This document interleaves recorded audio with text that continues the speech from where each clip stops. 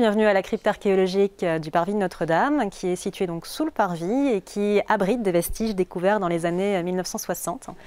Les murs que les visiteurs peuvent découvrir à la crypte archéologique correspondent à plusieurs états de l'ancien Paris. Le premier état qui est présent à la crypte est l'état du Haut-Empire, donc des tout premiers siècles de Lutèce, le nom de Paris à l'époque antique. Et ces tout premiers états sont conservés à travers un mur de quai. Par-dessus ce mur de quai, il y a un deuxième état de la ville lutétienne qui est présent, qui correspond à la construction d'un très grand rempart au tout début du IVe siècle. Rempart qui est visible en fondation dans l'un des éléments, l'une des zones préservées de la crypte. Troisième élément extrêmement important, toujours relatif à l'Antiquité, une zone de thermes qui est conservée quasiment dans son intégralité et que nous sommes à l'heure actuelle en train de nettoyer et où il y a quelques découvertes très intéressantes.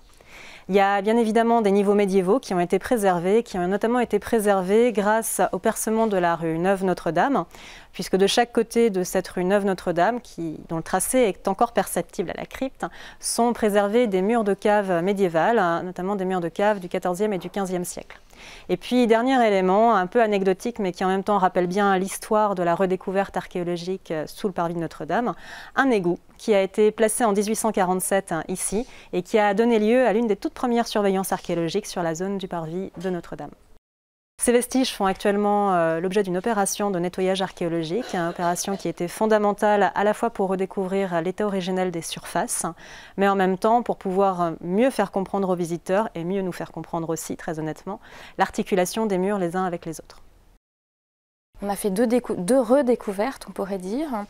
Il s'agit d'une part d'un lot de monnaies du IVe siècle qui ont été retrouvées lors du nettoyage entre des dalles du vestiaire des thermes.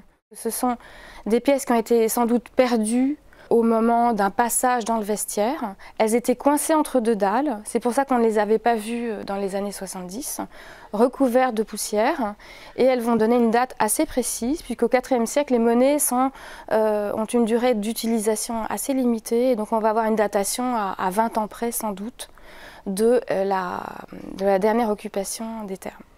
Toujours dans les thermes, la découverte de canalisations d'eau qui permettait d'évacuer l'eau usée du solium, c'est-à-dire d'une baignoire d'eau chaude située dans une des salles chaudes.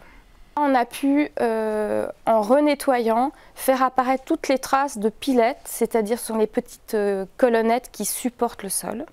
Et on va pouvoir avoir un nouveau plan des thermes qui correspondra au dernier état d'activité de ce balnéaire, en fait. Grâce à l'intervention de la Société d'archéologie EVA, nous allons avoir un plan global, exact, avec des altitudes, des mesures, donc un plan des thermes.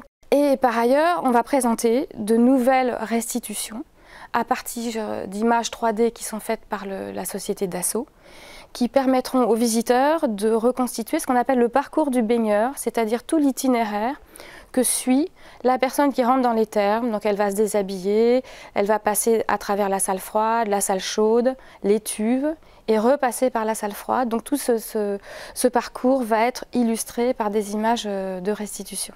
Cette rénovation de la crypte s'inscrit parfaitement dans une rénovation plus globale du parvis de Notre-Dame, puisque au sommet de la crypte, juste au-dessus, va être installé un aménagement spécifique pour fêter le jubilé des 850 ans de la construction de la cathédrale, avec toutes sortes d'activités. Et donc il y a une convergence de la célébration de ce jubilé et de la rénovation de la crypte.